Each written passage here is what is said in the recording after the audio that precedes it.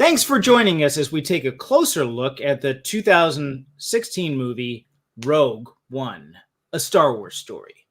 My name is John Newton, and I'm joined by Jono from the Culture Crusader. Jono, would you like to introduce yourself? Hey, yeah, thanks for having me on. I'm Jono, Culture Crusader. I just make reviews of movies and TV shows, and I'm keen to talk about Rogue One. Yes, and both of us are looking at it from a particular perspective, and that is from a science fiction author's point of view. And we might be able to see things a little bit differently than the regular reviewer because we're thinking of how characters are built, how scenes are put together. Granted, this is cinematography and not so much the written word, but there's a lot of crossovers and similarities with it. So before we get started, I want to give a little bit of a introduction to the short stories that I have available on Amazon, and plus the novel that's coming out, The Healing Stone. So if you enjoy Rogue One and this type of story, you might like my short stories, available wherever great books are sold. And the novel, The Healing Stone, coming out in January. It's available on Amazon right now for pre-order, and I'm looking for people that are willing to read and say, hey, I'd like to give a review on it and stuff like that. That way I can get you an advanced copy, eBook style, and then you can check that out in the description to see being available for that. Just check out the description. There's a link in there, and we can go from there. So, Rogue One. In a galaxy ruled by fear and tyranny, one small team decides to rise against the Empire.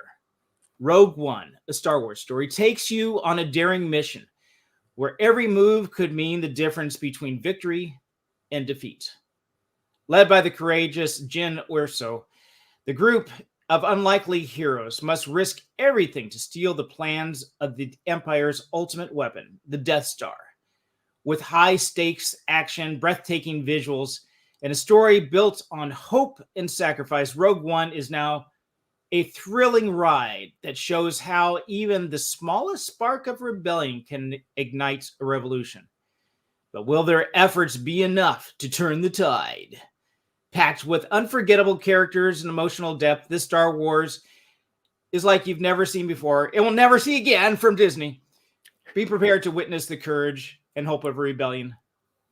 Rogue One, a Star Wars story, is the 9th overall film from the Star Wars franchise and the second film released by Disney after they acquired Lucasfilm. Chronologically, Rogue One was between the fall of the Jedi and the rise of Darth Vader, between Episode 3, Revenge of the Sith, and just before the events of Episode 4, A New Hope. It takes place immediately before the start of the original 1977 film, providing a backstory for the Rebel Alliance, the Death Star plans that Princess Leia transmits to the rebellion. Now, what's really cool about this is they shoehorned it right. It's almost like the next scene, the next beat would be the opening scene in the 1977 film, the original Star Wars. So, John, on a scale from 1 to 10, what would you rate this movie, and why? Spoiler free, because we're going to get spoiler territory after a bit. Yeah, sure. I reckon I'll give it like an 8 out of 10. I really like it. I loved it when it first came out. I watched it heaps of times back in those days. Haven't seen it in ages until I watched it for this, and I was worried I wasn't going to like it as much, but I still really like it.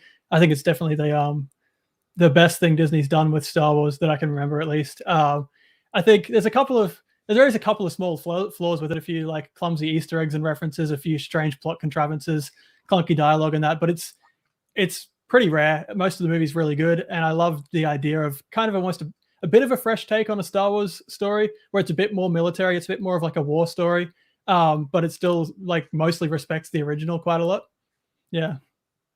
Yeah, so I'd be interested now. The parts that you said were a bit forced or contrived, is that in spoiler territory? Yeah, sure. Yeah, so I'm curious. I want to see what your take is on that. I would give it an 8.5. I thought, do the halves. I don't know. I like the halves. I sometimes do, sometimes don't. I think they handle it very well. I love the scenes with Darth Vader when they bring him in, especially the last scene where he comes in. That's just That's killer. Yeah, it's And it really good. almost reminds me of, did you see, and I should have looked this up because I don't remember the name of it. There was a read that somebody, I think it's maybe been fan fiction, somebody redid the battle between Darth Vader and the old Obi-Wan Kenobi in Yeah. New Hope. Yeah, I've seen that. It's so good. Oh my gosh. Yeah. And so what's kind of developed, and this is interesting, this is from a writer's point of view too. When you develop your world, there's a lot of world building with science fiction and fantasy. When you develop your world, you may not pay too much attention to certain details or go overboard in other details and have like this huge tome written on all the, do a Tolkien-esque thing and get all the languages and everything like this built up. Yeah. And your wife is saying, why are you doing that? You're spending all your time working on that. No one's going to remember or read that. I don't know. It's like an iceberg. You do all this world building, right? Yeah. Well, a lot of it's just kind of glossed over. You have these two guys with swords. This is Japanese, almost like built on like a Japanese style samurai type of thing. And they're doing their battle and they're talking to each other and explaining why they're fighting each other. And when I left you, I was the apprentice, but now I am the master. And they're going back and forth. But as Star Wars built up, it sort of absorbed all you can throw a lightsaber, huh? Oh, you can control it with that's pretty cool. Yeah, put that in there. A little bit of chokey here, there. Oh, I can throw things at you too while we're fighting. That was developed later on and things. So pulling it all into the original fight, I think really helped. Yeah. That scene is so good. In my mind, that's how the fight went down, rather than the one in the movie. The one in the movie is awesome, actually, but like even though it's really slow, I actually really like the fight in the original Star Wars movie, just for the emotional like stakes and all that in it. Yeah. But yeah, that fan edit is really good, and Vader in Rogue One is really cool as well. Yes, and so it was that level, and I guess maybe we'll touch a little bit on that later too, maybe when we get into the spoilers section. But and I don't think it spoils anything for anybody going to look at it. There was a cool scene with Darth Vader coming in and doing some fighting with the lightsaber and stuff.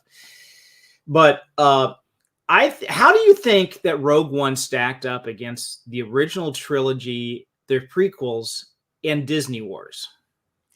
I mean, it's definitely better than everything else Disney's made. I mentioned that already. I think it's really good in the way that it feels like it was made by people who liked the original trilogy, which is not what's happening with Disney now, I don't think. But so there's definitely a lot of references, and as I said, some of them might be a bit clumsy, but a lot of them are clearly made by people who are passionate about those original movies. So I mean, it's hard to say how it stacks up against them. I really like it as a movie. I really like them as movies, but they're pretty different in terms of technology level and all that. What I do like about it, in the same vein as the prequels, is both Rogue One and the prequels, they introduced a lot of new things to the lore of Star Wars, especially the prequels, but Rogue One a bit too, whether it be like new vehicle types, new spaceships, new types of troops, weapons, planets, all that stuff, which I really liked about the prequels, because they brought in all the clone troopers, the battle droids and all of that, and all the vehicles and weapons that go with them, which is kind of my era that I love more than, maybe not more than the original trilogy, but I love it a lot. But what I didn't like about the sequels is they never did that. They basically just went, here's stormtroopers, but they look slightly different. Here's TIE fighters, but they're white. And that was really the only difference. And so I think Rogue One did good where the rest of the Disney movies kind of failed there. That's a good point. I hadn't thought about that the Disney Wars didn't really, and they could have. There's so much that they could have done with extended technology. If anything, the Rogue One and the prequels would have had their hands tied a little bit, because you really don't want to make anything more advanced necessarily than what's in Star Wars. Yeah. Now, can you ever do that with a science fiction, by the way, make something more advanced in a prequel? Earlier? I think you could. You just need a really good explanation as to why it is no longer being used in the later movies that were made earlier. I guess if there was some kind of big, I don't know what you call it, like some almost extinction level event, you could do it where, we lost all that technology. Or even like Rogue One, for instance, the U-wing gunships that they have, the Rebel gunships, like the blue painted ones with the like the bigger troop transport ones. There's obviously none of them in the original Star Wars movie. I feel like you could probably make the argument that all the ones they had either went down to Scarif and didn't make it back out because the shield, or I guess the shield didn't stay up, but whatever. You could make the argument they all got taken out in that fight, and the rebels didn't have any more because the rebels only had whatever ships they could piece together from wherever they could find them. And so something like that, it makes sense. We didn't see it in the original movie, I think. Yeah, and so I think maybe an example of this extinction level event that you're talking about would be like Dune, where in Dune you had the battle with machines, and this older technology then becomes outlawed.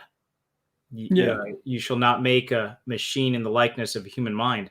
So they had to kind of backtrack in a lot of ways that they did and try to adapt to things.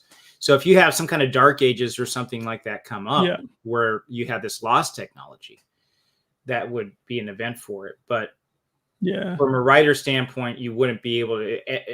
Disney could have gone further with what they had there. Yeah, with the technology. Instead, rebuild, do another Death Star, except it's bigger and badder. So come on, guys. Yeah. Be creative. Yeah, I guess they did do a couple of things. They had those like Sith troopers that were but they were just red stormtroopers basically. Like that was in the last movie, whatever it was, Rise of Skywalker. But yeah, I don't know. I just don't really feel like it was made by people who cared about technology or weapons or types of cool armor and all that. Like a lot of Star Wars fans love it. I mean, when I'm talking to my friends about Star Wars, it's often just like, oh man, how cool is X-Wings, or how cool are light gunships or AT-ATs, things like that. Like we care about that stuff, and I feel like the people making a lot of these movies, they don't care about that stuff at all. Yeah. When I was a kid, I would sketch out different. I did a lot of drawings, and I sketched out a lot of different like TIE fighters and X-Wing and stuff like that, and just all the technology that came to it. And I've got this is probably the original. The pages are yellowed in here. This is a sketchbook from The Empire Strikes Back, and I should probably, just out of curiosity, it's got some stains in here and stuff like that. When is the copyright? So this just goes to show that this stuff was popular. People like this. Oh, come on, where's the copyright here? There is one, 1980. So this was published in 1980. Makes sense because that's when stuff came out. But you can also see how things were developed over time. There's okay, this is off subject, but I'm going to show you anyway in here. They got Boba Fett, they got the developments of how he looked, and this was the original Yoda. looks like a garden gnome, and then you see him develop over time. And Frank Oz said, "Yeah, I see that, but I'm going to do something a little bit different. That's here's my Muppet version of it." Yeah. So a little bit of trivia with Rogue One. There's, like you said, some cameos, some fan fiction that's thrown in there. You got R2-D2 and C-3PO, and they have a brief cameo in here. And that made Anthony Daniels, the actor who plays C-3PO, the only actor that appeared in every Star Wars movie. Yeah. I guess he was also in Solo as not as C-3PO, but as another character. So, hats off to him. He was able to get billing in each one. Yeah. The creative team, this is interesting too. The creative team, when they started putting this together, discovered some old film canisters while rummaging around in Lucasfilm warehouses. And they came across some old Star Wars Episode 4, A New Hope footage. And this is from back in 1977. And the discovery led to the inclusion of unused Episode 4 material. This was showing Red Leader and Gold Leader in the movie when they're at Scarif fighting. And I looked at those guys. I said, oh, yeah, I recognize those guys from the original Star Wars movie. And I thought, man, they did a good job de-aging him. No, that was footage that was cut from the original that they used in this. So yeah, I had no idea. Yeah, I did watch those like X-Wing pilots, and I thought, man, some of them really sound like the original voices.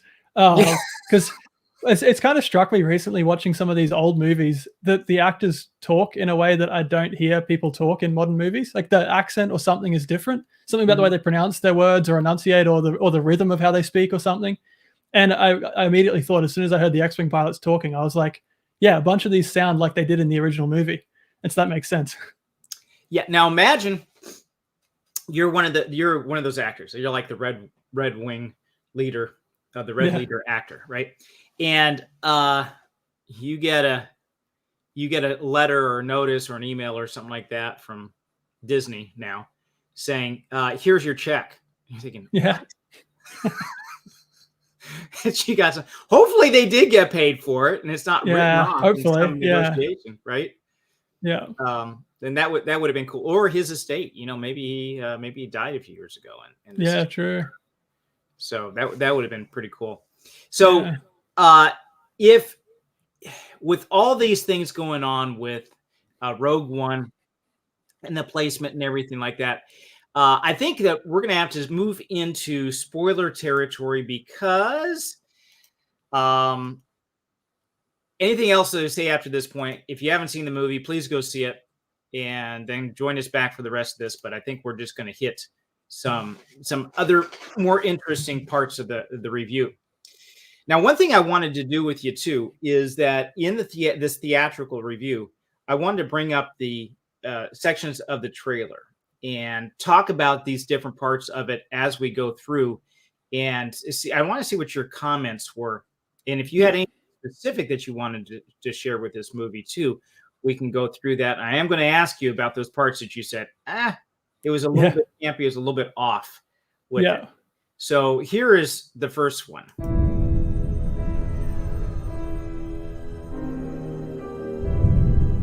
The world is coming undone.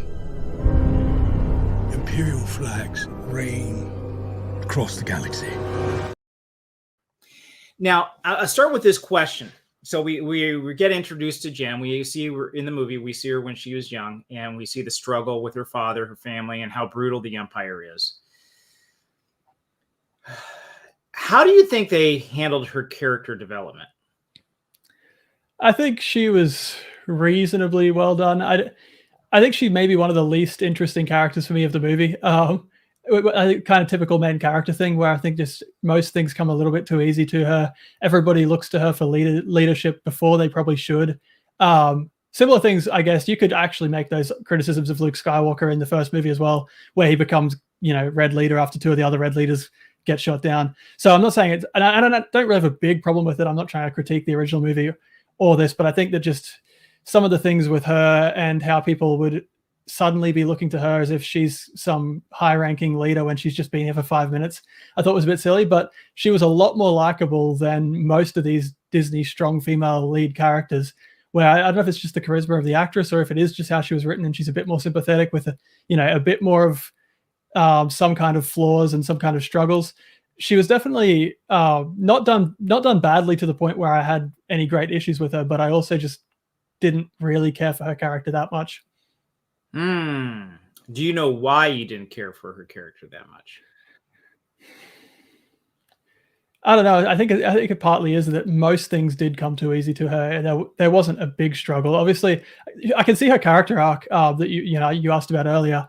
Her character arc being that at first she's kind of, if she ever cared at all about the fight against the Empire, she doesn't anymore. She's given up. She's just trying to keep her head down and get by and look out for herself.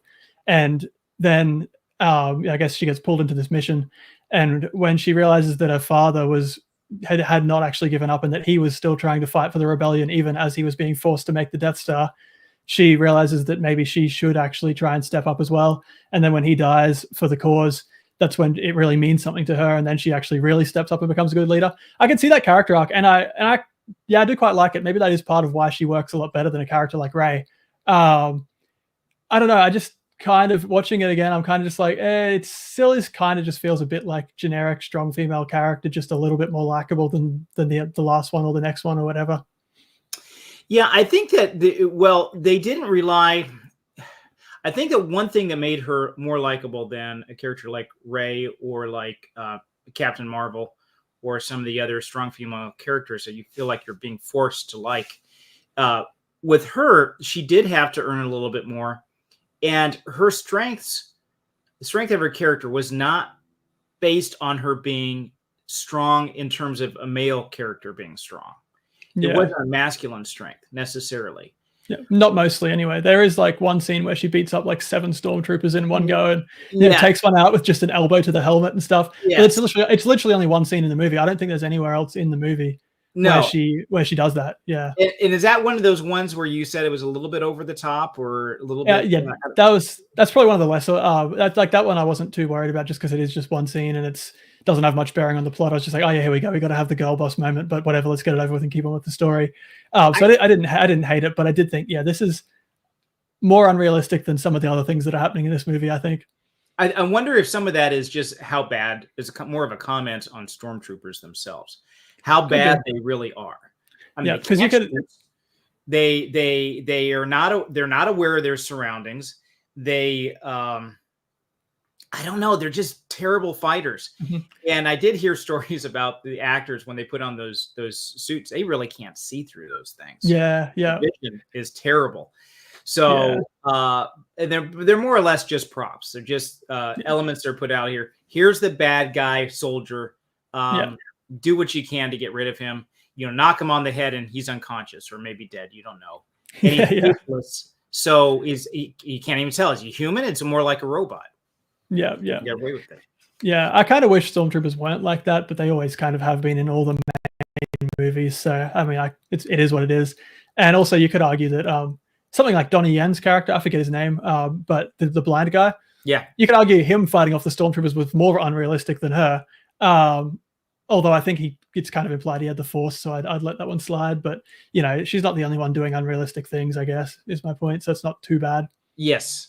I think that was kind of glossed over with it, but you're right. She does not fit the over-the-top strong female protagonist that you have later. But there is a bit of a lack of emotion. There didn't seem to be a whole lot of emotional depth with her. I mean, she does show emotion. There is some things going on with her, especially when her father dies and other things like that. But yeah, it pretty much just straight lace. Yeah. What I would say that Rogue One breaks the typical Star Wars mold in this movie, being grittier and grounded. It's a grounded story focused on the unsung heroes of the rebellion. This is like more of a backstory with that. And I would say visually it was stunning. It really drew me in. I almost felt like I was a kid again watching the original trilogy in some ways, because you're rooting for the rebels.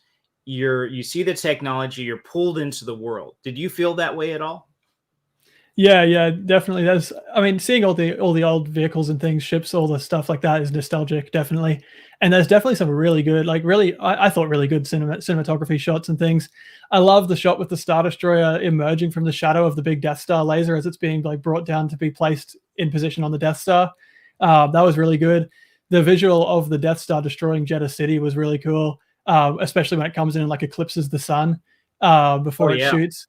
That was so cool. And the visual at the end as well of Director Krennic looking up at the sky and seeing the Death Star on the horizon as it turns to shoot directly at him. That was so good. So there's a bunch of stuff like that. I thought was it visually looked really good. Even more minor things, just like the X-Wings coming in the canyon in the rain, in the middle of the storm with their I guess all their engines lit up and then they're blasters and torpedoes and that. Just visually, it just looked really nice, and I liked it in that regard. Yeah. Seeing the director Krennic just see his own creation coming over the horizon. Yeah, and I almost wish they would have focused on him a little bit more with that and seeing the end. But then I thought, no, is not the point with him. You can just write him off. Just that last scene with him. This is Frankenstein's monster he created coming to kill him. He's I almost think as well, in that moment, so you can think about what he would be thinking. Partly, I think he might be like, "Oh, well, Tarkin betrayed me," but I feel like I could also see his character kind of being like, "Oh, well, it is what it is. You know, I created the weapon. The Empire's got the weapon. That's the job done." But he definitely did care about getting the recognition of being the guy who created the Death Star as well. So, you know, Right. I could see it either way, but I really liked his character, and I liked that it was clear what his motives were. It was, I guess, clear that he had his struggles and stuff against Tarkin and all that. But I also just really liked him from like a charisma perspective. Like he was funny, he was sarcastic, but I don't know, I guess in like condescending, but towards people who mostly deserved it, people who were incompetent. For instance, when all the explosions go off on Scarif, and he just happens to be there at the time, and everyone at the top of the tower, everyone in the command deck just stares in shock. Stares down. They're And just yeah, and he turns around and goes, "Are we blind? Deploy the garrison." It's so good. I love it. Just the way he delivers lines is so good. Yeah, yeah. He pulls it off. He's a believable bad guy. Yeah. A snarky. What would you say? Like a snarky villain, but there's something else more to it than that. So yeah, he does wrap it up. Yeah, I think it's a good acting and good betrayal. Do you think overall the acting was carried off pretty well? Yeah. I can't think of any times where I thought the acting was bad. I mean, like Galen Erso, Mads Mikkelsen, he's awesome. I really like him. Yeah, Cassian I thought was really well acted. Who else even is there? Yeah, Donnie Yen. I love Donnie Yen. He's so sick. Yeah, just so many actors I liked in it, and so many good performances, I reckon. Yeah. Who would you say was your favorite character in the movie? I don't know. I almost might say Cassian or Bodhi. Bodhi didn't have much of a part, so I would be hesitant to say him. He's the pilot, but I liked about him. I liked his story arc kind of just being he's like a regular guy. You know, he worked for the Empire, but he wasn't some like terrible war criminal or anything. He's just a pilot. He worked for the Empire. He realized it was kind of wrong what they were doing and what he was helping create, and he was terrified. But Galen Erso convinced him to stand up and actually do something, take a risk, and try to do something to make the galaxy better. And he did it, and in the end, he gave his life for it. I really liked his character arc, even though he didn't have many lines and all that. Right. Yeah. So I would say that if I were to choose, if it's like a group of friends, you don't want to choose a favorite necessarily because they all balance out. And I think they did a good job with writing the characters there in general because they did balance each other out. There was, you did have the protagonist, you did have one hero there, but they were pretty much a group of heroes. Yeah. K2SO, I think, would probably be my favorite because he is sarcastic and what was the phrase that was used for him? Now, this is the robot, right? The Imperial robot. When he's introduced, he says, "Don't mind him. He just says whatever comes to his mind." Yeah. Okay, so he's been reprogrammed and maybe not reprogrammed pretty well, but he's just that kind of person that just doesn't have a filter. Yeah. And some of the things he says, like, why does she get a blaster? Yeah. I don't have a blaster. And then you got the moment there at the end where she gives him a blaster. Yeah. And there you even see character growth with him, I believe, as well. Yeah. Yeah. I also, just on the note of his funny lines and stuff in the blaster thing, when Cassian looks at her like, wait, she does have a blaster kind of thing. And he's like, where'd you get that? And she's like, I found it. And then K2 just goes, I find that answer vague and unconvincing. I love it. It's such a good line. Yeah. And his delivery is always funny too. Like the way he delivers the lines. Oh my gosh. Yeah. And the actor, it was spoken about him before in previous movies reviews, and that's Alan Tudyk. What did he play? I believe he was iRobot. Yeah. He did that because we were talking about him doing some other robot characters.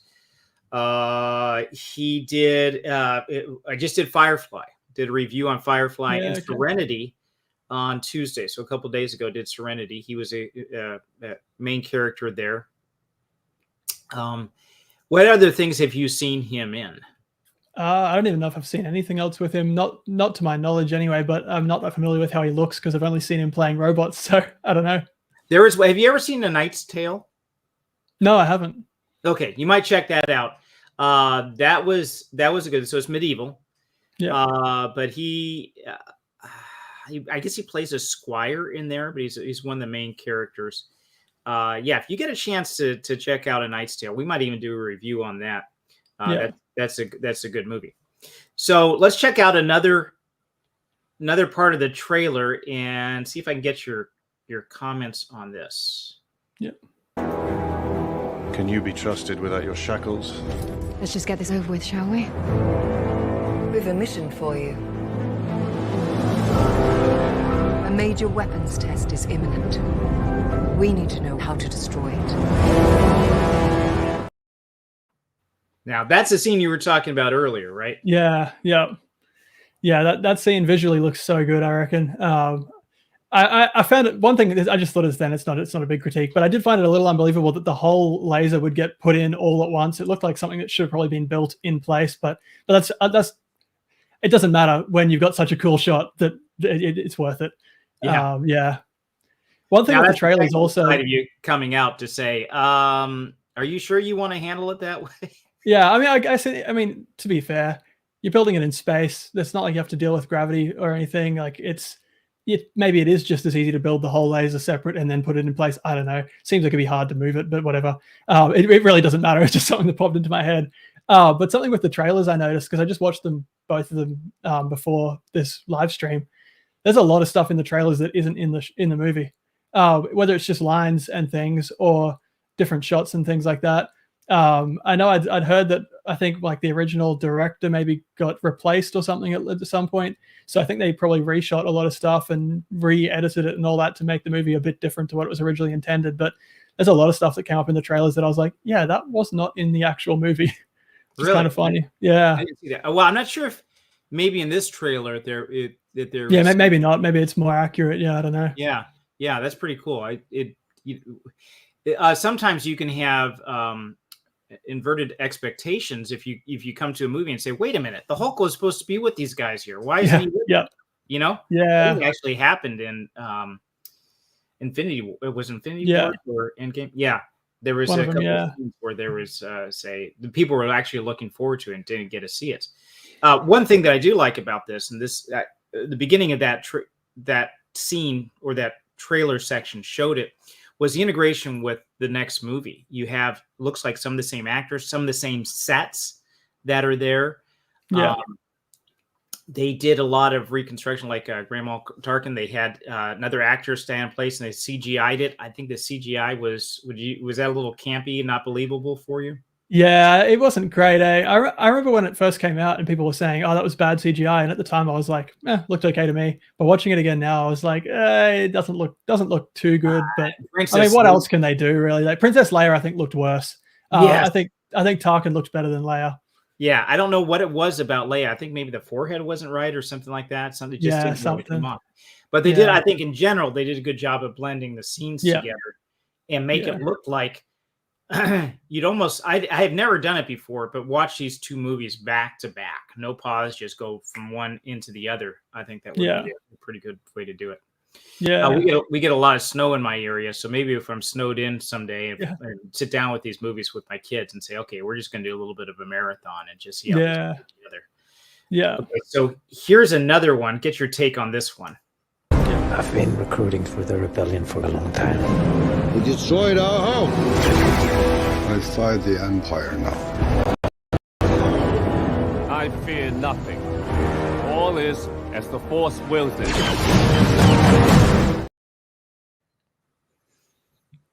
Yeah. There's another one where Cassian's line there, I've been recruiting for the Empire for a long time. That's not in the movie. He wasn't a recruiter in the movie. He was just a spy. But I don't know. He's clearly just been, I guess, redone at some point after when they first shot the trailers. But it doesn't matter. The trailer's good. The movie's good. Whatever. But yeah, I liked that part in Jeddah City. The whole ambush and all that I thought was a pretty cool scene where, Jyn and Cassian are trying to find Saw Gerrera's men, but they want to find them, I guess, on their terms and be able to be like, hey, we want to talk to Saw Gerrera. They don't want to find them in the middle of an ambush. And as they're like walking through and they just realize everything's so tense and the stormtroopers are there and the rebels are there and they're like, oh my goodness, we're about to be in the middle of a terrorist attack. Basically. Yeah. And then it all goes crazy. And that was like, I liked the idea of that, especially when And again, I don't love the execution of this so much, but I like the idea of that Cassian ends up having to shoot some of the rebels to save Jin, to save the mission, I guess. And obviously then the rebels really don't like that because you shot our guys. Right. But one thing about that I don't really like how they got there is that the rebels just didn't bother blowing up the tank for ages during the ambush, which that'd be the first thing that you would want to do is focus fire on the tank because it's the biggest threat. But they don't do that. And then finally, I think Cassian's the one that has to shoot the tank gunner before, because none of the rebels are bothering to do it because they're incompetent for some reason. And then Jin, for some reason, is also incompetent and runs over and hides right next to the tank that is obviously going to be should be the prime target for the rebels if they are competent. Then the rebels suddenly decide to get competent and go to throw a grenade at the tank. And Cassian's like, wait, no, Jin's there. So then he has to shoot the rebel because both the rebels and Jin were both incompetent to get there. I didn't like that. Well, you know what? There is something you said about the fog of war when mistakes are made, right? Yeah. There's but a cascade of incompetence on both sides. And I guess the rebels aren't professional soldiers either. So true. And neither's Jin. And neither are the stormtroopers. So yeah. Okay, here's another take. The captain says you are a friend. I will not kill you. Thanks. So here's a bit of a taste of K2SO's humor with it, and just saying whatever he's going to say. I think we all need a friend in our lives who is not going to sit there and tell us all the platitudes and comfort us and put his arm around our shoulder and tell us, well, you meant well. He's going to look at us and say, well, that was stupid. What'd you do that for? Yep. So, that line sets up that character very well. Yeah. Now, do you think if there was any character or any scene that was ill-placed or did the opposite, stood out in a way that was incorrect? You mentioned earlier in your analysis that there were some parts where it fell apart. Where were Well, one of the biggest ones I reckon is I find it really ridiculous that Leia's ship Tantive was just in the hangar of that capital ship at the end for some reason, just in the belly of a capital ship going into the most hectic war that the battle that they've ever fought. And Leia, the princess and senator, is just hiding out in her ship inside the other ship, waiting for what? I don't know. I guess she just happens to be there because the plot needs her to be there for the original movie to actually make sense. So I know Bail Organa, her father or adopted father, said, he has someone he trusts and all that, and he would trust her with his life. I just don't really feel like it was very well set up why she would be there. I think it was just they really wanted the scene to lead into the other one, and that was the best thing they could come up with, and they didn't really try that hard to make it more logical. I don't know what you think about that one, but yeah. I hadn't really thought about that, but I would say you're correct. And since you have good insight and can pick out those incongruities like Detective Monk, I would very much like you to review some of my books before I publish them. Yeah, true. I don't want to. Oh, that was stupid. Why did I put that in there? That doesn't make a whole lot of sense. That's really contrived. I'm trying to think of a way that it isn't contrived. Having one ship in a hangar. Yeah. Well, I mean, I guess it wouldn't necessarily have to have been in the hangar, but it would have to have been within range to be transmitted to, even if it wasn't in the battle. So you could maybe have it that she was hiding out on the other side of the planet or something like that, and that the capital ship was able to then transmit the plans to her, but then the Darth Vader Star Destroyer somehow intercepted and knew where they got transmitted to and then chased it down. You could do that. I don't know. That would make a lot more sense. Yeah, I think they really wanted. I don't know how they would have worked to get to where they got to, but I wouldn't be surprised if they really wanted the Darth Vader hallway fight, and they thought, well, we can't have Vader aboard her ship before he boards her ship in the original movie, and so they were like, well, what if he boards a ship that her ship's inside? And I just don't think it's that logical. You could have still had Darth Vader get that same hallway fight, but in the capital ship, if he was fighting his way to the bridge to try to stop them before they could transmit the plans, and then they still transmitted the plans, and then he was able to access the bridge records and go, hey, this is the ship it was transmitted to. Then he flies back to his Star Destroyer and they chase Leia's ship. I don't know why Leia's ship wouldn't have jumped to hyperspace though. I guess in the original movie, it's just going like sublight speed, and Vader's Star Destroyer is chasing it. which almost implies that maybe it had a damaged hyperdrive or something like that. But we never see that. We never really know. And maybe that's at least a better explanation for why it had to happen this way, where she's so close to his Star Destroyer that the moment she launches her ship, his Star Destroyer probably immediately starts opening fire on the engines and stuff, and maybe takes out the hyperdrive before she can jump or something. I don't know. Right. Right. Yeah. Okay. Yeah, that's some really good insight. Yeah, I like that. There was I'll have to talk to you about this some other time. There was another YouTuber years ago when Star Wars Episode 1 came out. And I forget his name. He said how to make Star Wars great. I mean, really great. And he went through, it was Episode 1.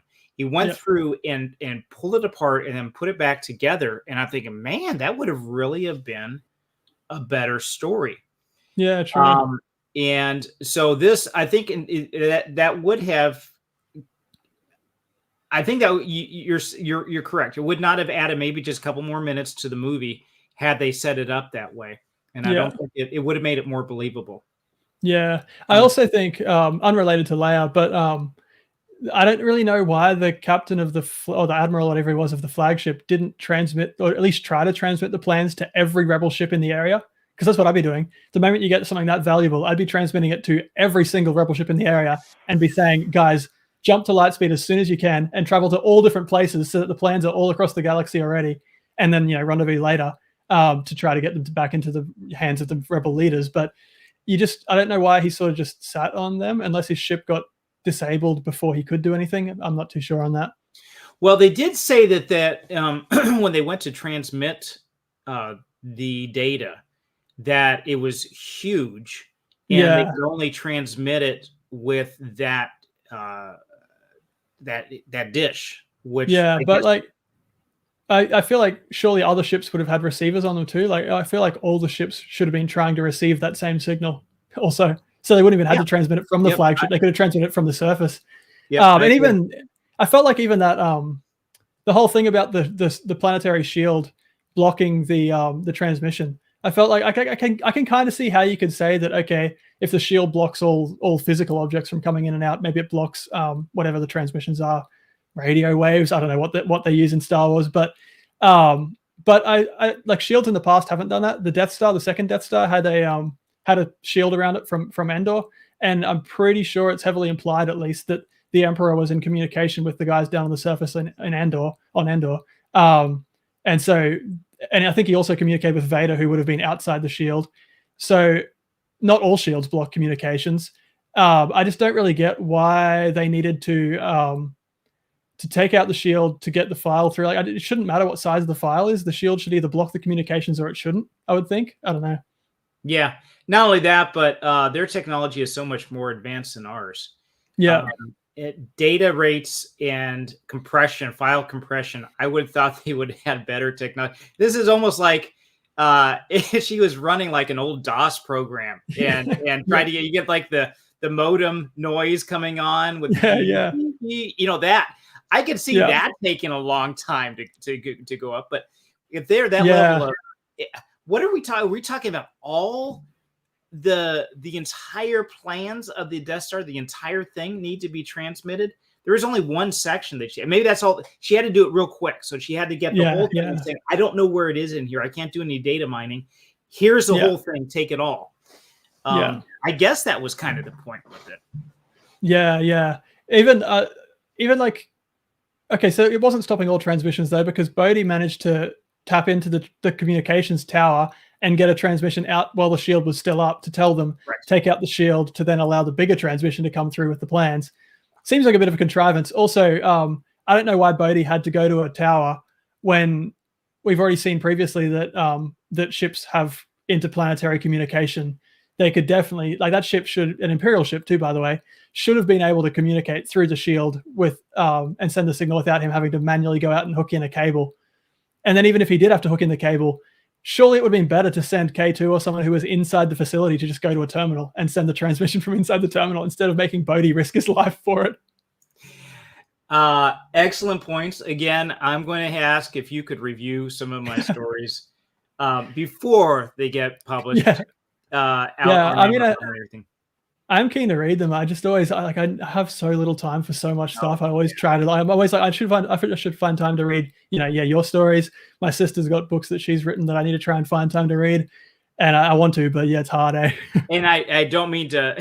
Yeah, no, that's all good. No problem. I don't mean to do that at all. It's just that you are showing good insight here, and that's yeah, thanks. good to see. So here's another clip from that trailer.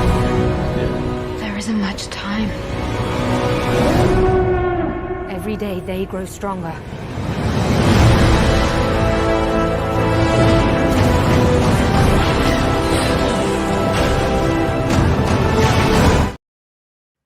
Now I'm going to say a little note here before we start analyzing this one.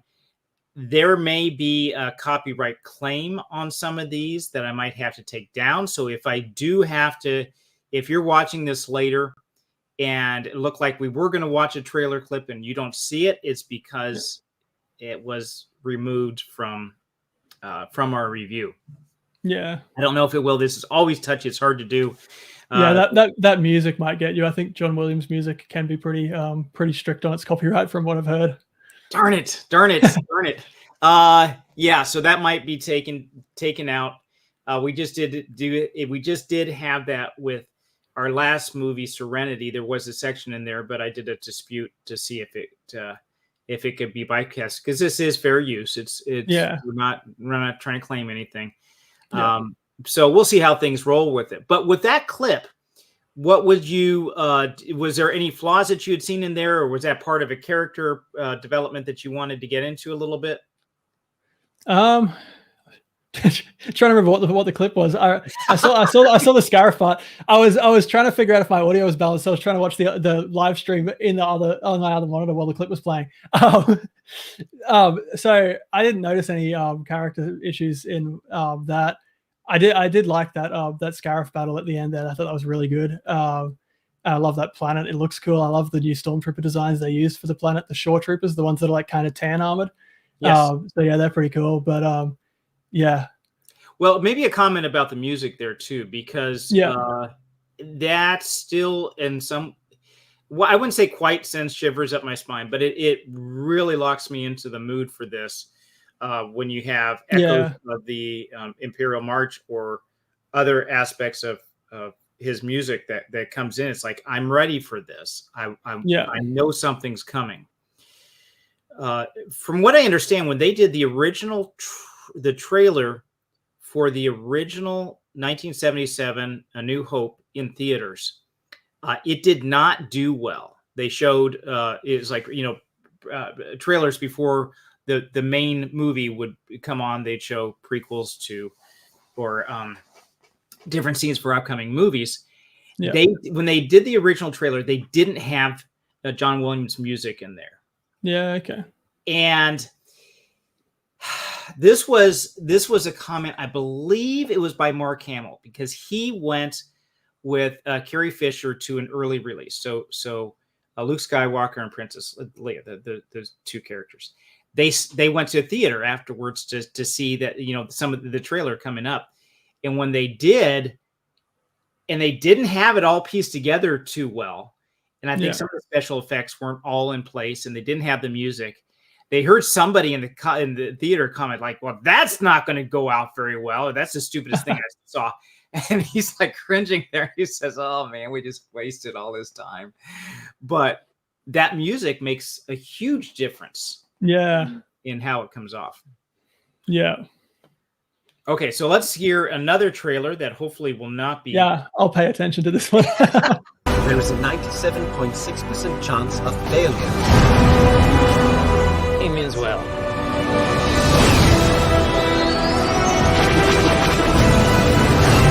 This is our chance to make a real difference. Okay, that was longer, and hopefully that won't be clipped with all the music in there. But what about the pacing with this? How do you think that they did with building all this up? Yeah, I think it's like pretty well paced. There was no point really where I thought, I didn't even think of the pacing, which means it was probably pretty good. I guess they had at least 3 very distinct acts. You got kind of like Act 1 on Jeddah, and then Act 2 on, is it like Edu or something like that, where Cassian goes to assassinate Galen and then changes his mind. That's And then all I the guess rain and everything built up. yeah, and Act 3 with Jedi, oh not Jedi, Scarif. And I think all three of those were like good. They each had their own kind of climax and climactic action scene, and also emotional stakes and all of that. And they were kind of evenly spaced throughout the movie to make sure there's not too much time of like downtime where nothing's happening. I think it was really well paced.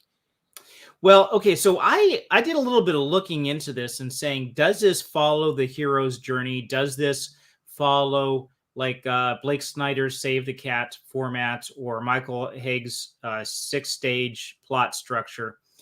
John Truby's Anatomy of Story. You're kind of looking at this and say, how is this all built up with it? And it pretty much does, except it does deviate from each of these in one regard.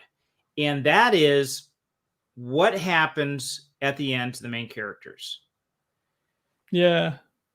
Make sure that spoiler alert is up. If you're just joining us and you have not seen this movie, I'm going to put this up to say, beware, guys. We are in spoiler territory with this. We're not yet to the thematic review, but I will say, if you have not seen this movie, we're going to be saying some things that are like, it just might ruin it for you. So in the end, like that obnoxious guy in the back of the theater that ruins it for everybody, I'm going to say, she dies. Yep, they all do. And she dies. Yeah. So does that work? Yeah, I mean, I think it does. As I said to you before the show, I think that they needed to die. The characters, I don't think it would have worked if the characters had all survived. And I especially don't think it would have been, I especially don't think it would have been good if they'd really tried to like shoehorn in further characters and be like, oh no, Jin was actually there at the, like, you know, I don't know, say like the battle of Endor or something like that, like one of those battles that was in the original movies. I'm glad they went, nope, all these characters served their purpose and they did their really heroic thing and they gave their lives for it, and it mattered, and it had an effect, and it basically saved the galaxy in a way, or set them on the path towards saving the galaxy. But they didn't try to really cling on to the characters and keep them. I liked that. Yeah, and I'm going to add something to that a little bit also, to say that served the next movie more than I think it maybe even it served this movie, Rogue One. Having the characters sacrifice themselves to be able to get this data out so that the Empire's massive destructive weapon could be destroyed to save other people, entire planets, was more of a service to A New Hope than it was to Rogue One. Now, that is different than some of the other Star Wars movies that have been coming out by Disney, because they are trying to save themselves, make a name for themselves, and not so much to serve the greater purpose. So the Rogue One itself is almost like it's self-sacrificed for the greater good of the franchise, where you do have maybe like the Acolyte or some of the other movie shows that have come out to say, hey, look at me. Forget about all that other stuff. I'm going to take all the good stuff and I'm going to claim it for myself. Would you say that that's the case? Yeah, I think that's probably pretty accurate. I never got the feeling with Rogue One. Maybe not never. I can't think of any parts where I got the feeling with Rogue One where the the writers were saying like, "Hey, look, no, my character did it first," kind of thing. Like it wasn't that. It was like, "Hey, these are the people who worked in the background to set up for what then the main characters of the Star Wars original trilogy could do to save the galaxy." And whereas the Acolyte was definitely gave me the feeling of like every single thing just about was being taken and being like, no, my characters did it first. Whether it's the chosen one type thing with the people being born of the Force and all of that stuff. Yeah. So this was a Rogue One threw itself on its sword to save to help emphasize at least A New Hope, if not some of the others. Other series. So I do have a comment from somebody in the gallery. He said, Callum said, fair use, it will be fine, gentlemen. Thank you for the reassurance. I appreciate that. I will say that I have had some company, especially when we did the reviews, because plural, on Godzilla, some of the Godzilla movies, especially Godzilla 1. Man, they came down hard. Some real Toho Studios It does not mess around. You Yeah. gotta be careful even mentioning things. Yeah, I'm not sure Japan has the same idea of free use that most Western countries do. Yeah, so some of these international laws that and to give them a little bit of credit there too. I wouldn't say that Godzilla is a national hero for them, but it is more modern Japanese mythology. And to have Hollywood come in and say, "Oh yeah, well we're going to do our version, and we're going to make a whole lot of more money on it," then Toho would say, "Okay, guys, come on, stop this." So maybe they're a little more sensitive to some of their IP being taken or used elsewhere. Yeah, I hope they are. I think they should be. I think they should guard their IPs as much as they can. But I mean, I do think sometimes they do go over the top when it comes to fair use. But yeah. Now I would love dearly to show the final scene with Darth Vader on the transport ship. Yeah. When that scene came on the first time I saw it, I thought, wow, that it really does showcase the power of Vader coming through. And those guys stuck in there. It's like, dude, say your final prayers because you're going to see Jesus real soon. I don't care if you're in the Star Wars universe or not. You can really feel their desperation. I guess they're banging on the door, and I love that. It's not like the Vader part is really awesome, but I think equally awesome is the portrayal of the rebels just fighting for their lives, trying desperately to get this little data chip thing into the right hands and away from Vader, and basically giving their lives to do that. I found it funny though, they can't get the door open, and the moment Vader stabs one of them, his lightsaber just goes through the middle of the door and it just opens. I'm like, wait, what? I guess you could say he used the Force, but pushing it or something. Or maybe his lightsaber just hit a trigger. I felt like every time, I can identify with those guys trying to get that transmit that data, get that data out. I felt like those guys every time I go to put a freaking USB drive into my computer. It's like this way, no, this way, no, it finally get it out to where it needs to be. So I can identify with that. Okay, so here is the last portion of the trailer. Let's talk about that.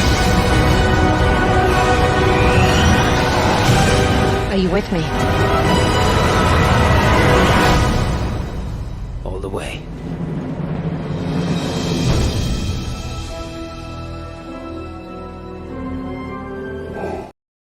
And I'm going to cut it right there before we have too much of the music, because that's going to trigger something there. So what was the overall feel for the movie? You gave it an 8. Why didn't you give it a 9? I guess it is a few of those things with I've mentioned kind of some of the things where things didn't really make sense. Things like the Leia's ship being in the bottom of the Star Destroyer, or characters maybe not being as competent as they should be in certain situations, like we said about the battle. Jin, I still feel like Jin had a lot of things coming too easily to her. I think people were looking to her too quickly to be their leader, or accepting her her recommendations and feedback way too soon. I mean, I guess if it's good recommendations, it's good recommendations of what they should do. But I don't know. It felt like that she was kind of their golden child all of a sudden. Not that. Actually, I don't know about that, because think about it now. The actual rebel leaders didn't think that. They mostly were kind of not on her side. Yeah. But even talking about her still being in shackles, they didn't know if they could trust her. Her father was working for the enemy. Which side was she really on? Yeah, but I kind of think that if you're going on like logic, even the people who did put their faith in her, I still think Cassian should have been the leader on that final mission. He has way more experience. He is already a captain in the Rebel Alliance. It just didn't really make that much sense for him to step aside and say, "Hey, you lead this one," just because her father was like that. I can understand having her be the one to give the compelling speeches and go, "Hey, rebellions are built on hope," and all that stuff, and get people to come in. I actually really liked her speeches, those ones where she convinced everyone to fight. But I still think Cassian should definitely have been the one in charge for the final mission. You know what? Now that I think of it, I would have to agree with you on that. That she does seem to be shoehorned in. As much as I was looking, this is not saying, well, they were just going with a strong female protagonist on this. It does look like there's still a push for the Force is female. Yeah, I think to some extent. Yeah. I guess also, I feel like I generally rate things kind of harshly, as in like, for it to be a 9 or a 10, it has to really, really blow me away. And maybe this one doesn't anymore because I've seen it so many times. But I think 8 is a very high rating in my, in terms of the things that I've rated 8s before and how much I like it. So yeah. Yeah. I tend to look back on some of the things I've rated. I think I'm fairly, I can be inconsistent with. Yeah. Me too. It's really hard being consistent. I don't know if anyone is, but yeah. We had a guest on, and I asked her to rate. This is when we did Godzilla v Kong or X Kong, the latest American Godzilla movie. Yeah. And I asked her live, I said, hey, what's the rating from 1 to 10? She said, I don't do ratings. I said, and it just really shocked me. I said, well, if you could, what would it be? And she said, I don't. And she was really holding her line. I'm thinking, oh, come on, just give me something here. But I think that she might be right in a way, because I can be inconsistent with it. So there's a couple more comments here. Callum mentioned, says, Rogue One is a film about sacrifice and virtue. The Acolyte, however, sucks. So, and I'm going to give a shout out to Jono here. If you guys get a chance, check out his channel. He did a full-blown episode by episode review of The Acolyte.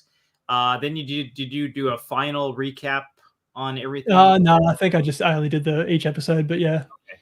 So we did a recap together. Yeah, we did. Yeah. On this channel, but if you get a chance, check out his channel. He did that, and he did several others that you might like. He's really good in his analysis. That's why he is being paid by our company thousands of dollars to be here. But it's in the mail, buddy. It's in the mail. I'll keep a lookout for it. You'll see it eventually. And then Thomas Hall said, it's true to life that characters die in the end. There are many stories of spies and soldiers giving up their lives for a mission. And I think maybe that's the grittier side of this, right? Yeah. And we all know that with Star Wars, if a character ends and dies, in a movie, that character does not come back later. We know that's true in Star Wars. Isn't that right, Jono?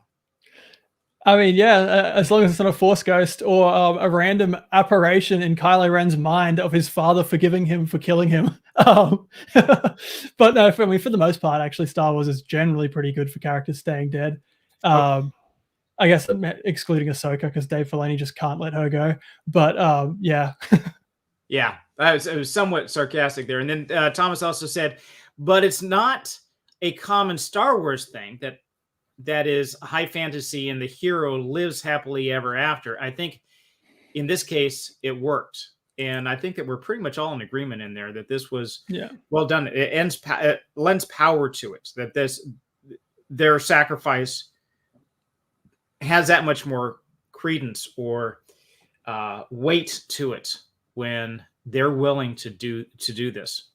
Yeah, that's one of the things that I think sets this movie apart from something like even the original trilogy, where it's as you mentioned earlier, it's more gritty and maybe a little more grounded or something. But even from the very start of the movie, you've got Cassian, who is a rebel, technically one of the good guys, straight up murdering a guy just to stop the Empire from finding out what he said, like what knowledge he had, and all of that.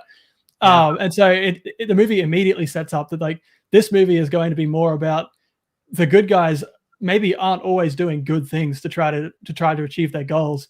And I think that kind of setup of okay, this isn't just going to be some here's the good guys and they're all really great paragons of virtue, and here's the bad guys and they're all evil. I think that also kind of sets up and lends itself better to a story where everybody dies in the end. It's not a direct connection between the two things. You can have one without the other, but I think it kind of fits with the same kind of tone that the movie has set with characters like Cassian. That like, okay, you're maybe not going to get a happy ending to this movie. Right, absolutely. And I also like Cassian in that he doesn't want to do that. Like it hurts him to do that. He really doesn't. Like he doesn't enjoy doing things like that. But he cares so much about the Rebel Alliance that he's going to do things like that if he has to, just to try to combat the Empire and protect the galaxy and all that. It's almost like he's voluntarily sacrificing his soul and his like morality and all of that for a cause that he knows is good. But it's like kind of like I don't know. It's almost like I'm irredeemable, but I want to try and save the galaxy still, is kind of his mindset at the start, I feel like. And as he goes throughout the story, he maybe starts believing that there is maybe hope for redemption. Maybe even, I hadn't thought about this until just now, but maybe even Galen Erso's actions might be part of what convinces Cassian, where he thinks, no, this guy's bad. This guy's working for the Empire. He needs to die. And then he can't bring himself to kill him. And then he realizes, wait, no, Jin was telling the truth. Galen actually did try to do the best he could and try to help the galaxy even when he was being forced to do this. And maybe he thinks like, okay, so if the guy that helped build this terrible weapon of mass destruction can still somewhat be redeemed, maybe I can too. And that's sort of the turning point for him, I think. I really liked his character arc. That's a really good point. And you see the difference in how he treats Jen too at the beginning. Yeah. She is like, don't even give her a blaster. Don't even trust her with anything. And at the end, he basically, like you said, hands over command to her, which I think is unrealistic, but he does trust her to that level. Yeah. So thematic review. This is the best part of our review, and we save it for last. And we ask, are there any Christian themes to this movie that can be used to deliver a message of instruction or hope to a dying world? Before we dive into that, I put out a poll that asks, which Christian theme does Rogue One show the most? Now, unfortunately, I have to put out what some Christian themes are for people to make this vote on it. And the disadvantage is this poll is very short. It's less than 12 hours long. I should have put the poll out earlier to get a good sample of what people's response were. But this will still get to. I asked which one of these themes: sacrifice for a greater cause, or faith in the face of doubt, or hope as a driving force, or redemption and second chances. And if you can almost think of that for yourself, which one of these themes, Christian themes, does Rogue One show the most? Sacrifice for a greater cause, faith in the face of doubt, hope as a driving force, or redemption and second chances? I'm not going to put you on the spot for this. You know what? What the heck? I'll put you on the spot. What do you think is the best one, if you can remember what those choices were? For one, I think it's funny because those are pretty much, well, three of those are the three of what I had written down. I didn't really have the hope one, but I hadn't really thought about it, but it is very clearly through the movie. I mean, a new hope, right? That's what this is leading to, and they do. Hope is what energizes a rebellion. Rebellions are built on hope and all that. Like it was to the point where people started actually making memes about Star Wars being so obsessed with the word hope back around this era. But I like it. I like the rebellions are built on hope line. I think probably the biggest theme of the movie, since it's the main ending, is the sacrifice for the greater cause. But I think all those you could make an argument for, and they're all definitely in there. Yeah. Okay. So here is our poll, and sacrifice for a greater cause did come up highest. Now, this was with a limited number of respondents. Faith in the face of doubt got the least. Hope as a driving force came in third place, and redemption and second chances came in second. But by and large, sacrifice for a greater cause was the clincher. That was what pretty much, I would say, thematically typified this story. And that is, so how is that a Christian theme? How is sacrifice for a greater cause Christian? Now, not saying that, it's like only Christians do this. That's not true. But how in a Christian life is self-sacrifice, part of our actually daily life, or should be? Yeah, I mean, obviously there's the sacrifice of Jesus on the cross for our sins, but even also, I mean, a lot of the apostles ended up being martyrs. Was it Stephen, the first one? I think. Yeah, it would have been. And so there's that. Those people were all sacrificing, or most of them sacrificing for the cause they believed in. And I mean, I guess it's kind of on us to do similarly in our own lives. Maybe not in most cases, we're not going to be called to the point of actual martyrdom, but try to live as best you can the way that God would want you to, I guess. I think there's also the daily not living for yourself, but living for Christ. And I'm daily challenged with that to say, like, okay, John, it's not all about you. Your time is not your own. Give it up. And especially if, serving my wife, children in other ways, sacrificing for them and not doing it with the heady, like, oh, I'm so great, I'm sacrificing for them. No, it's just part of the routine. My life is not my own. And so many of our personal sins are a result of claiming our own way, claiming our own time, claiming our own lives. This is my body, my choice. I'm going to do my own thing. I don't care who gets killed in the process, or who is hurt in the process. Right? There is that self-sacrifice. So, out of that, what was your theme? You kind of mentioned it here a little bit, but what was the Christian theme that you would have pulled out of this movie? I had selfless sacrifice was one of the things I had written there. I had regaining faith with Baze when he comes to finally embrace his faith in the Force again, and that's when he's finally at peace, I guess. I mean, he dies shortly after, but he's kind of okay with that finally. And so I like that theme as well, especially with whatever the other guy's name is, Donnie Yen's character, with him sort of never giving up his faith, and even in the face of doubt and all that, and things where it doesn't look like, their temple gets destroyed, the Empire steals all the kyber crystals, the Jedi are all dead. Like, what reason does he still have faith in the Force? And yet he still does. And his friend who's given up faith ends up coming back to it by seeing just how strong Donnie Yen's character's faith actually is. So I liked that one a lot. And then, the redemption one I really like, as I said about Cassian. His story arc, I think, is really good with him going for redemption, kind of realizing that it's not too late, sort of almost no matter what you've done in your past, it's like, you can at least strive to be better. And I guess maybe it's up for debate whether his actions actually redeemed him for his past or not. But he at least realized that he didn't have to keep going down a path of doing everything that's even immoral stuff for the cause. He could actually really try and do something that genuinely is moral and good and will save a lot of people. Similar thing to a lesser extent with Bodhi as well. Not that he'd been a terrible person or anything like that, but he was working for the Empire, and he ended up being convinced by Galen Erso that you can step up and you can do something better with your life. I really like that about Galen. He seemed to just have that ability to call out the potential in people, I guess, and make them see what they could be, and then they tried to live up to it. Yeah, good. So the sacrifice, I would say that would be my thing. I would actually kind of combine a little bit. I don't know if that's cheating or not, but I'm going to combine a little bit of two of the themes: sacrifice for a greater cause and hope in the face of overwhelming odds. This movie is sometimes hard with movies to say, first of all, if it's not really a Christian movie, to say if there's a Christian theme in there. Most of the time you can find something, but sometimes you can't.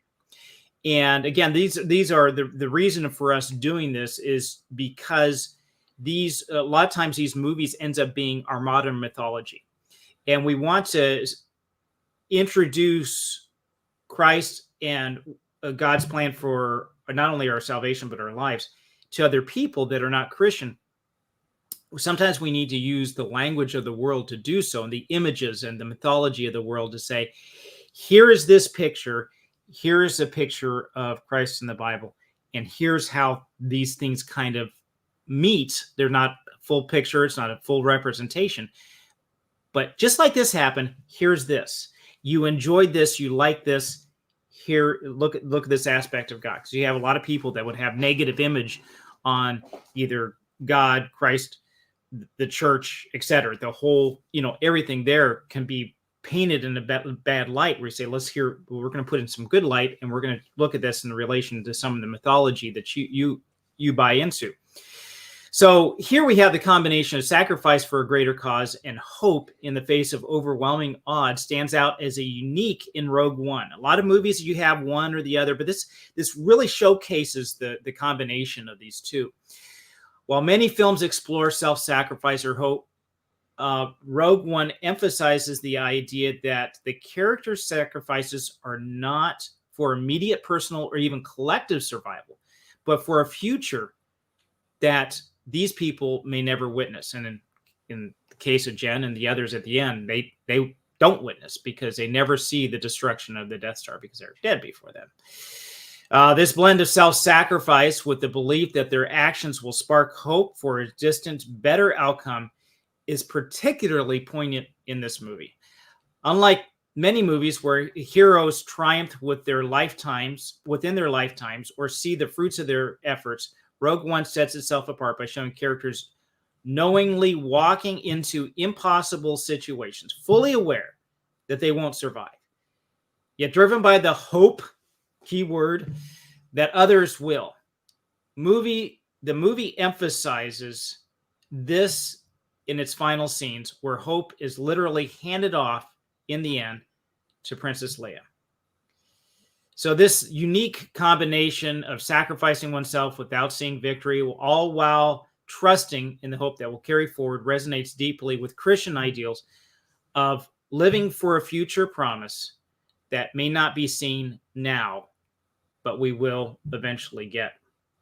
You see this a lot in the contrast of the book of John, where the Gospel of John, where you have the now and the not yet.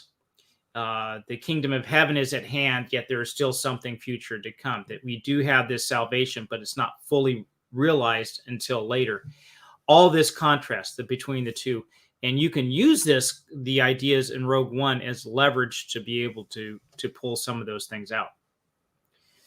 So we just kind of we did something similar a couple of days ago with the movie Serenity, and there's a similar moral. Did you ever see that movie Serenity or Firefly? No, I haven't seen it. No.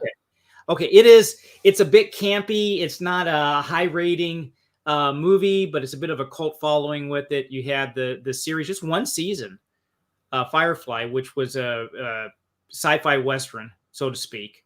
And there was the main theme in there that I saw that we were able to pull out was moral resistance to evil and trust in truth.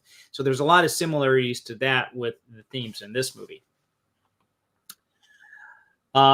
Checking the comments here before I wrap it up. And I think here we go. All right. The Force, like Tao in Taoism, doesn't care about you as a person. It only cares about the cycle of good to evil and evil to good, and so on and so on. So there's just a cycle that goes through. I remember when Star Wars, yes, I'm old enough to remember this, when Star Wars originally came out. And there was a lot of excitement at this. It really did set, I think maybe it was the first blockbuster, because do you know where the term blockbuster comes from? No. Okay. That's the old man telling. When I was a child, we had. So blockbuster was because the lines were so long going around the theater that sometimes they would go around and people couldn't get through the crowd, so it busted the block. Right. So yeah, this was one of the, if not the original blockbuster when this movie came out. So it had in its now I just totally lost my train of thought talking about Plex. And we're live. What was the comment here? That'll come out and I'll be able to. Okay, cut this section out when I do the editing later. Force like Taoism. Okay, so talking about the religion that was in there. Yeah, this was is also during a more conservative time, more Christian time in Western society, and there was some resistance to the Eastern philosophy. Maybe there's a little bit of Christianity that's wrapped up in the Force.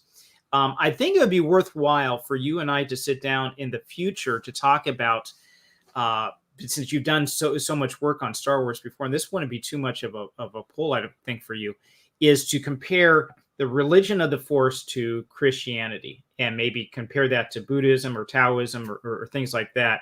And Thomas Hall, I believe you have some thoughts on that as well, because you've mentioned this before.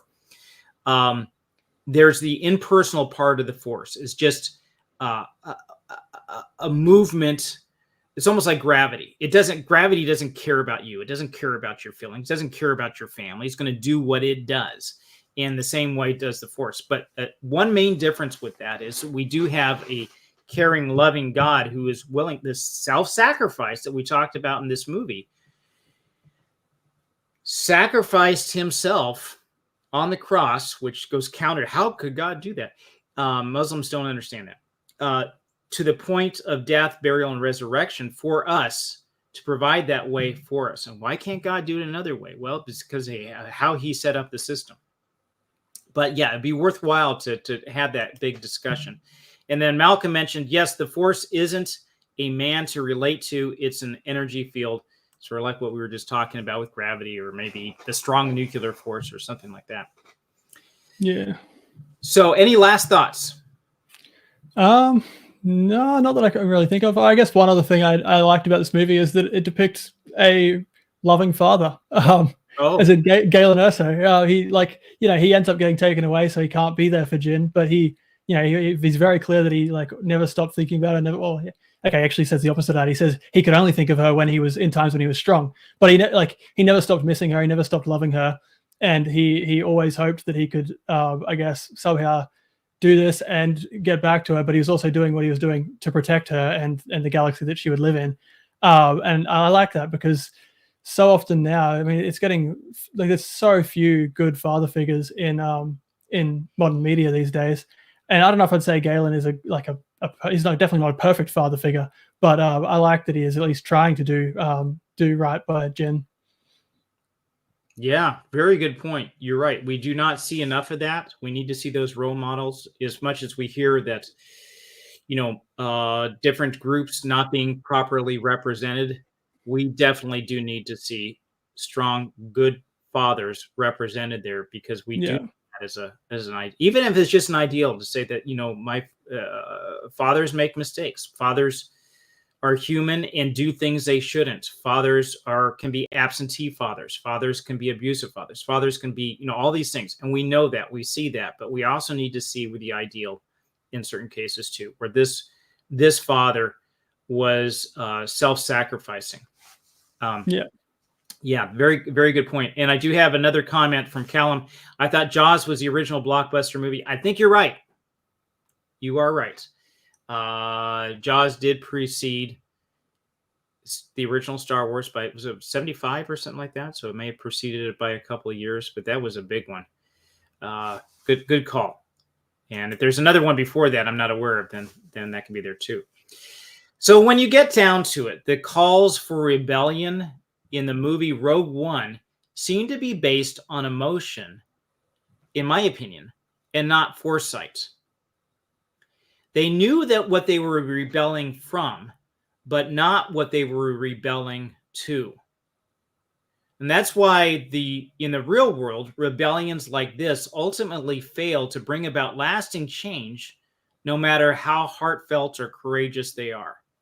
On the other hand, rebellions like the American Revolution in 1776 was motivated by the desire to secure liberty and self-governance, drawing on a combination of Judeo-Christian ethics, Greco-Roman political structures, and the Enlightenment ideals of individual rights and liberty.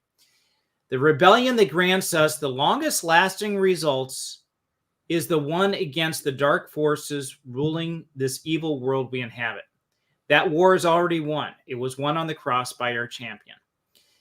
And we must continue that strike that rebellion, as if we are in a world that is captivated by and ruled by the enemy, which in many ways it is.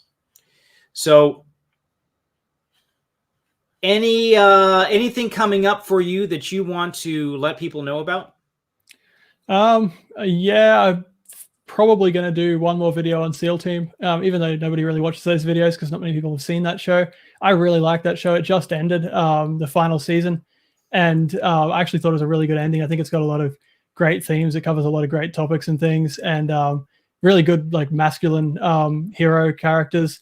And what was the last thing I was going to say about it? It's just like kind of like a hopeful ending for a show and optimistic rather than the usual, the opposite of Rogue One. Rogue One's hopeful, even though they all die. But so many movies these days are kind of almost like nihilistic, and it's like, everything's terrible, nothing matters, and all that. I really liked that this show decided to end on a hopeful note. So I'm going to do one more video on that, even though it probably won't do too well. Not too sure what I'll do after that. I gave up on reviewing Agatha. I did three episodes, that Marvel show about witches, and I was just like, it's not made for me. There's no point in keeping on watching it and saying the same things of like, this isn't made for me. It's not going to change its target audience throughout the course of the show. So I was like, I can't be bothered doing any more content on that show. But yeah. So it must be refreshing for you after trudging through the entire series of Acolyte and Agatha to come across something that does offer more positive outlook. Yeah, that's it. Like, because Agatha, I was annoyed by Agatha because of the fact that Marvel was good for a lot of people liked Marvel, of course, but I think it was definitely originally kind of a boys brand. It was targeted towards men. It was more targeted towards their interests.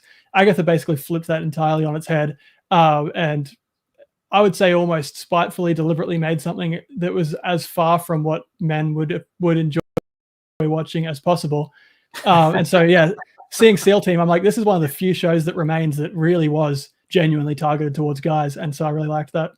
I would think that they would also see that in the ratings as well, because a lot of these shows that are coming out now, people are just tired of. They want to see something maybe with more positive outlook, and that would end up garnering a lot more hits. You got a shout out from Thomas Hall. He says, "Good for you."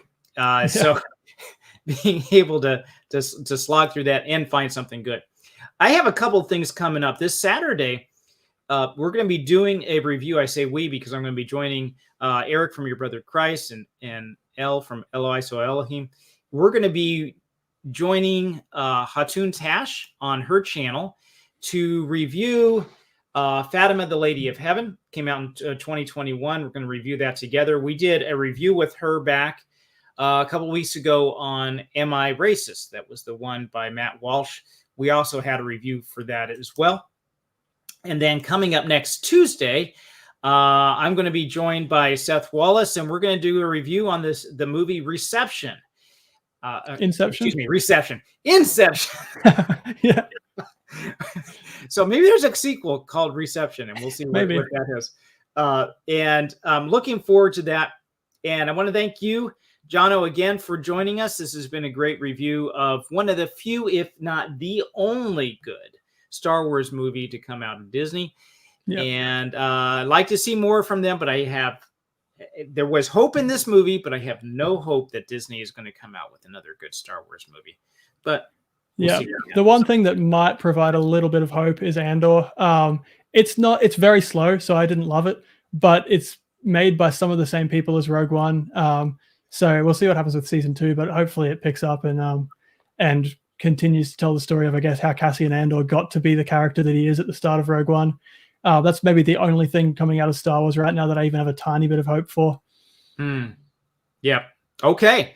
Well, until we see you guys on the next one, we'll have Jono back some other time, and not sure exactly what that's going to be yet.